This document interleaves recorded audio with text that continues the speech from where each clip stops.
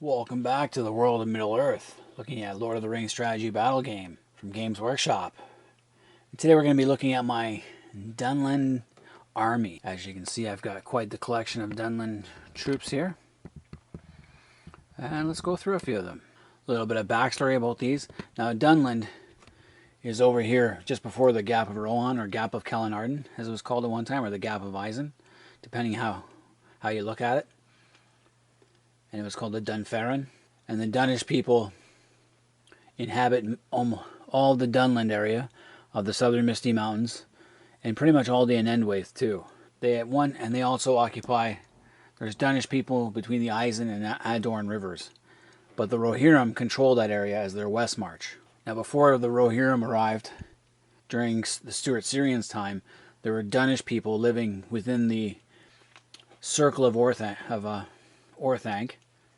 and in the western parts of Rohan under Gondorian rule, because Gondor used to rule Rohan as a province called Calenarden.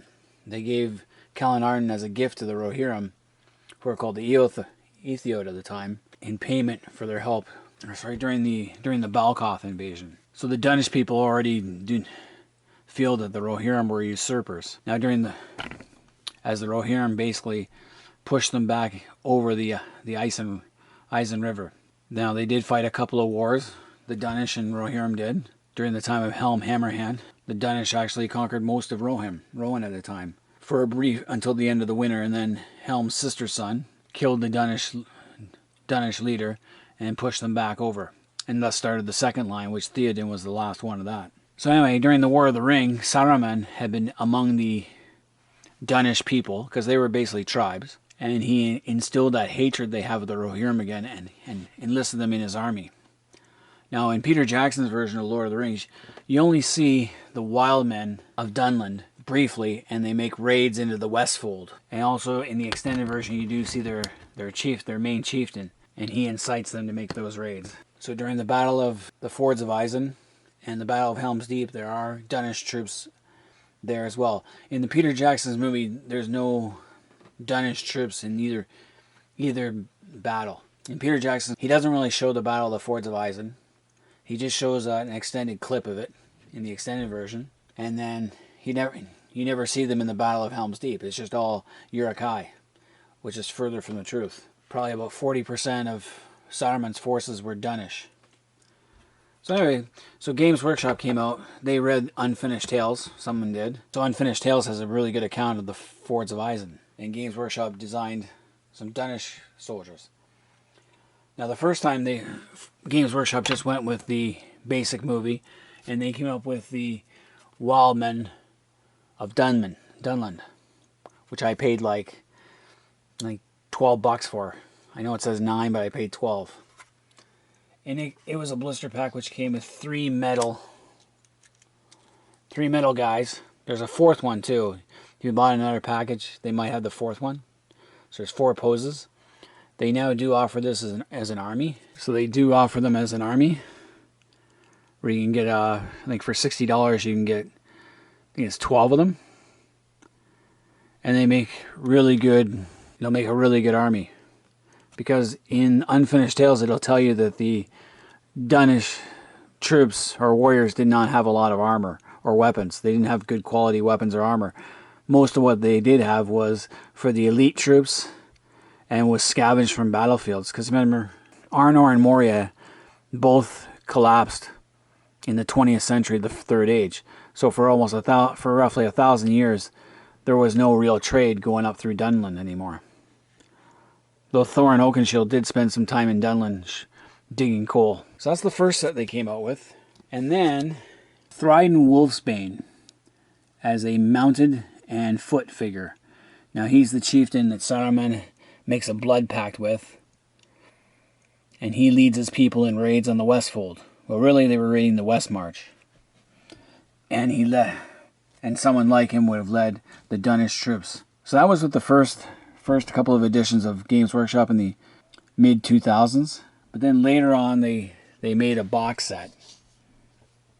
And this box set, you get 10. I can't remember how much I paid. I got this from eBay. And you basically get 10 10 metal. They're all metal. All these figures are metal so far. 7 different poses. And along with that, you could also get a blister pack, which I think I paid $18 for. You get three additional metal guys. Dunlanding warriors with shields. They made these guys look too much Rohirrim, like Anglo-Saxon Huskarls. I tend to think them more like the Irish or the Highland Scots. They also had a Dunnish command, which gives you a captain with a flag bearer, or a chieftain with a flag bearer, bannerman. So that was pretty cool. You can make a pretty sizable good army with that, which is what I got here. And then finally, Forge World, which is affiliated with Games Workshop, but its own company. They've got the license to create new figures for the strategy battle game, and they came up with some Dunlanding horsemen, which are pretty cool. These are resin, so they're very light, and they come in a lot of little pieces, which make it a pain in the ass to glue together. It's $50 for these two, so they're not cheap. Resin's not cheap, unfortunately. I think for Thryden Wolf's I paid only 30 bucks for, and then I paid 50 for these two.